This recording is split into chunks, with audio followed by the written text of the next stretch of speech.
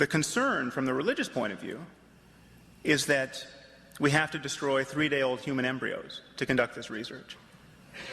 And the ethical debate stops there. It is just merely asserted from the religious point of view that 3-day-old human embryos have souls. You have souls in the petri dish. You have souls in the little girl with diabetes. You can't, the interests of, who can weigh the interests of one soul against another?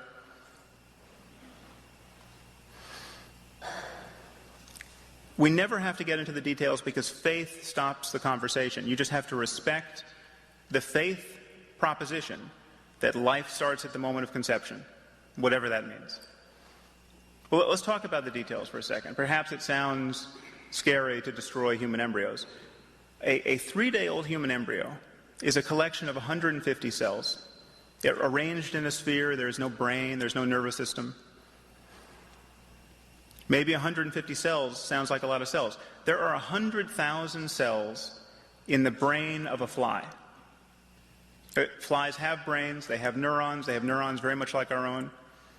If we know anything at all about the relationship between physical complexity and the possibility of having experience, and the possibility of having interests, we know that more suffering is visited upon this earth every time we swat a fly than when we kill a 3-day-old human embryo. It's not enough to say they're potential human beings.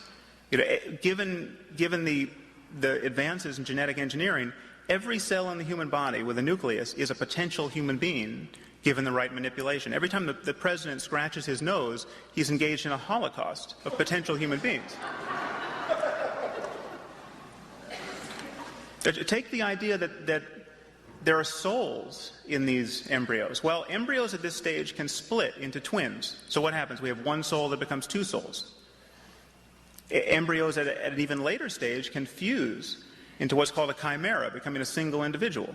So we have 2 souls coming into 1 soul. The arithmetic of souls doesn't make sense.